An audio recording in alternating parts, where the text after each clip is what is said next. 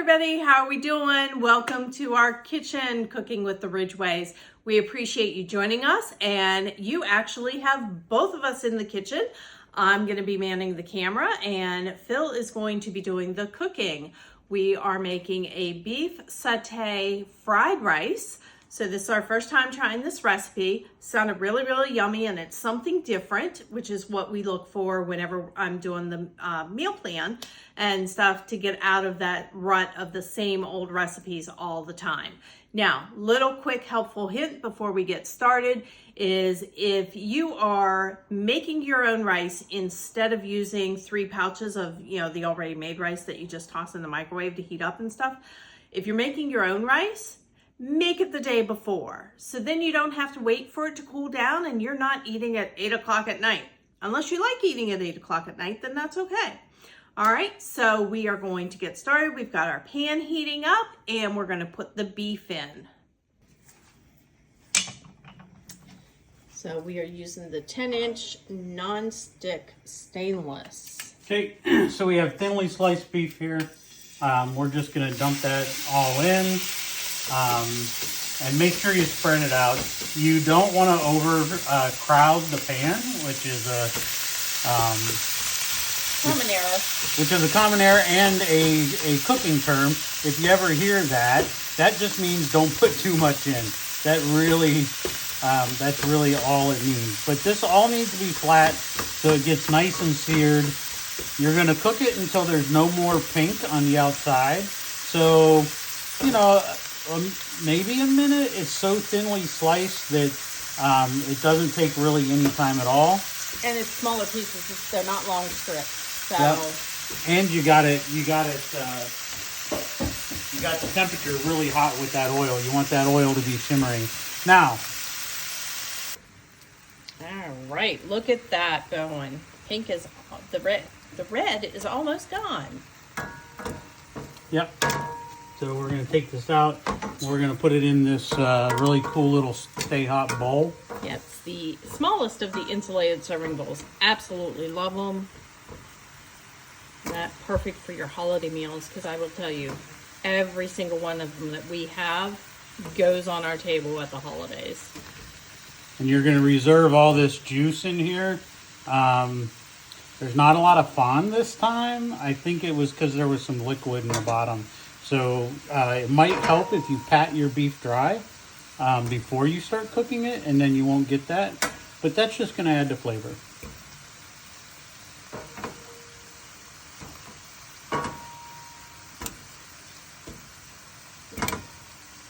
All right, so all the beef is in there, and then the next step is adding half a teaspoon of, he's going to add the teaspoon of oil first.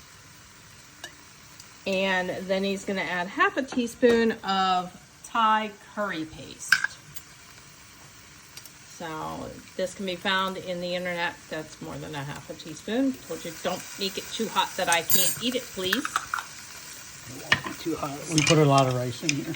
Okay, if you say so. So then we're going to cook it about 1 to 2 minutes until fragrant. Just stirring it around and mixing it up. Okay, so that is ready. Now we're adding the rice in. As you can see, we just spread the rice out on a sheet pan to help it cool faster. And put it in the fridge. And we did put it in the fridge. Yep. First thought was to put the pot of rice in the freezer, but it was going right next to the ice cream, and I don't want my ice cream melted. I don't know about you. Okay, so you can see all the rice, and that's why I chose this pot, because of the high walls and everything. And you're going to add the vegetables in too. So, if you're wondering how much dry rice makes 6 cups of cooked rice, it's 2 cups of dried rice. We have the vegetables going in now. The carrots have been basically julienned. I used the Rapid Prep mandolin on the smallest dicing setting, and then I think I had it on like a number 2. And then I thinly sliced the bell pepper and the spring onion including the green stems. And we're just mixing that all up. And that should get it all cooked. You can see that what was on the bottom of the rice is starting to get crispy. So that's the nice thing about fried rice. So make sure that you stir it up. Yeah, and that's why he's using the 2 bamboo spatulas to give him better control on getting it mixed up rather than trying to do a spoon and folding it. Look at that. Can you hear the sizzling? All those veggies look really yummy. I was just thinking, if you have a blackstone and you're a camper, you could make this camping on the blackstone. Totally. And it'd be amazing. All right, so time to add in the beef. So, Do you want to add the juices too? No. No? No, because we didn't season the beef. And all those juices are going to make the rice soggy. Too wet. Okay. But you can see I don't know if you can see the steam still coming off of the beef or not. We'll add it. It wasn't that much. This is what's great about cooking. All right, now this is peanut sauce that you're adding in from the measure-all right here. So in case you're wondering, for this recipe, the 7-ounce jar is the amount that you need. And I use my skinny scraper to get it out into the measure-all. Now for the peanuts, make it a little nutty. So unfortunately, if you have someone allergic to peanuts and that, this is not a recipe for them. A little bit of ground pepper, using our pepper and salt grinders. That's good. And then a little bit of salt. Oh. Yep, some salt. There you go.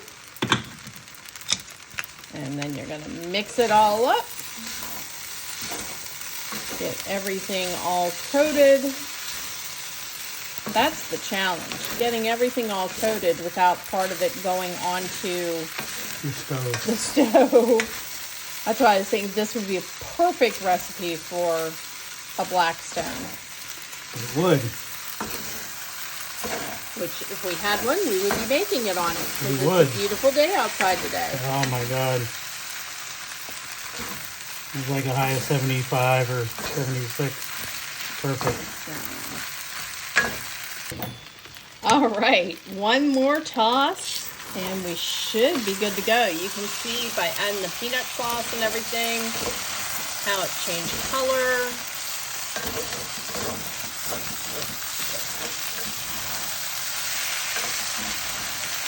There you go. So nice thing you Look can at do. that crispiness right there. Yep. If you have any leftovers, which we will, if you don't want it just as leftovers, add some scrambled eggs or a fried egg, have it for breakfast. Easy peasy. There we go. So, we're going to serve with a spoon, one of our silicone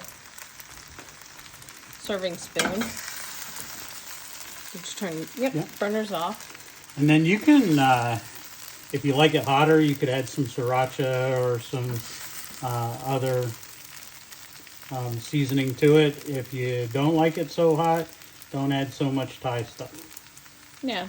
I mean, if you find that you like it spicier and everything, then, you know, by all means, add a little bit more red curry paste at the beginning and stuff. So just make it to your taste.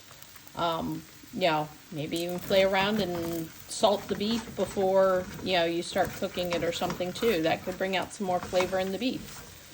So all up to you. But dinner is served and we are going to go and enjoy. Have a great one. And again, as always, thank you for joining us in our kitchen.